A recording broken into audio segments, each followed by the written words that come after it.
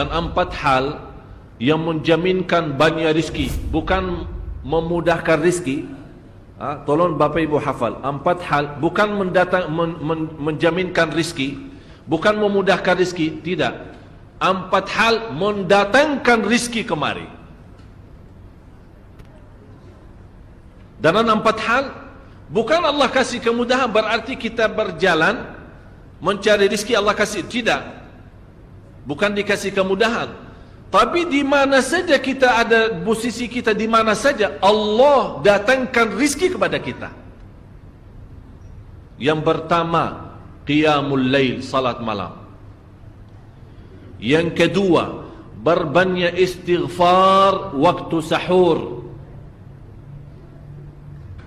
Kalau anda tidak salat malam, jangan tinggalkan istighfar waktu sahur. Waktu sahur kapan? Kira-kira 30 minit sebelum azan.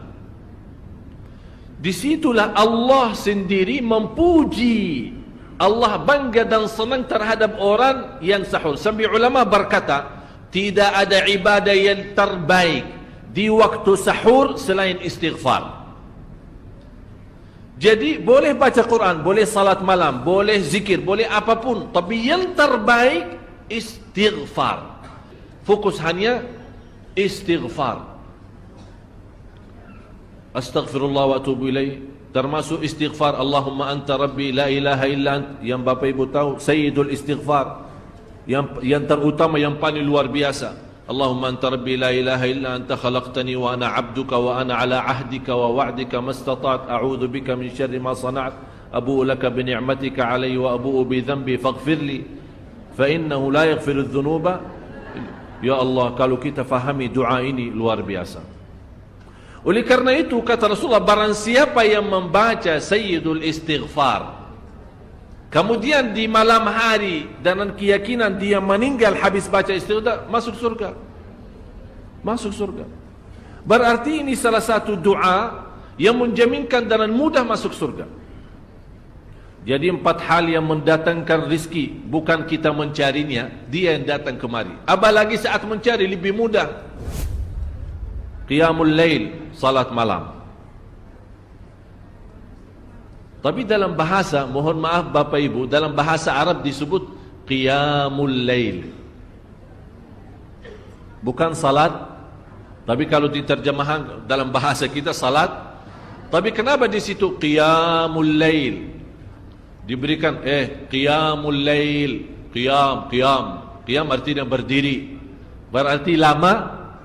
Saking lama berdiri dikaitkan jadi qiyamul lail. Qumil laila ya ayyuhal muzammil. Apa terus? Qumil lail, berdirilah saat malam. Berdirilah, bukan salatlah malam, tidak. Berdirilah malam hari. Itu dahsyatnya di situ berdiri. Qiyamul lail. Yang kedua, berbanyak istighfar. Yang ketiga, berbanyak sedekah. Sebenarnya bukan istilah berbanyak sedekah. Kadang-kadang orang bersedekah 100 juta, udah saya sudah bersedekah 100 juta. Bukan itu. Bukan yang dimaksud berbanyak sedekah itu dari sisi uang itu banyak atau sedikit, bukan. Yang dimaksud rahasia sedekah, ta'ahudus sedekah, istiqamah bersedekah. Istiqamah. Itu tidak menjadi masalah besar maupun kecil. Itu tidak menjadi masalah. Karena bagi Allah tidak ada artinya besar maupun kecil. Kita tidak memberikan kepada Allah. Karena Allah Maha Kaya. Tapi rahasia sedekah itu kita terus menerus sedekah. Siang, pagi, malam, siang, pagi, malam, pagi, besok, terus minggu depan. Tidak pernah berhenti. Setiap ada kesempatan selalu kita membawa sedekah. Itu namanya ta'ahudus sedekah. Ta'ahud kalau dalam bahasa sebuah janjian. Seolah-olah kita ada kontrak kerjasama antara diri dengan apa? Dengan sedekah. Itu kata ta'ahud, ahad, berjanjian. Saya berjanji. Seolah-olah ada berjanjian antara kita dalam sedekah. Jadi tidak boleh terlepas dari berjanjian. Seolah-olah kita menghormati berjanjian. Bagaimana menghormati? Kita terus kerjasama. Kita beri, Allah ganti berkah sedekah. Kita beri lagi, Allah ganti masih terus. Kita beri, masih Allah terus ganti. Itulah dahsyatnya sedekah. Jadi Bapak Ibu, jangan nunggu hari tertentu, bulan tertentu, malam tertentu kita bersedekah. Jangan. Setiap kita merasa ada berita baik, ada berita maupun ada berita buruk yang menyakiti perasaan kita, di rumah tangga kita, anak kita, suami kita, istri kita, apapun, langsung segera sedekah. Disitulah rahasianya. Ikatkan seolah-olah kita sudah membuat perjanjian antara diri dan sedekah. Dalam segala hal, hal senang maupun hal tidak, hal bahagia maupun hal sedih, hal bangga maupun hal lagi menghadapi kesusahan, kesulitan, selalu sehat dan sakit. Terus yang keempat, zikir, berzikir pagi hari dan sore hari. Berzikir pagi hari dan sore hari. Ini 4 hal Bapak Ibu. Berdiri malam hari, itu yang namanya tahajud, banjanya atau lamanya berdiri. Berbanyak istighfar waktu sahur. Yang ketiga, berbanyak sedekah. Sudah Bapak Ibu mengerti, jadi istilah berbanyak sedekah bukan artinya harus banyak dari jumlah hitungannya, tidak. Yang keempat adalah berzikir di pagi hari maupun petang hari.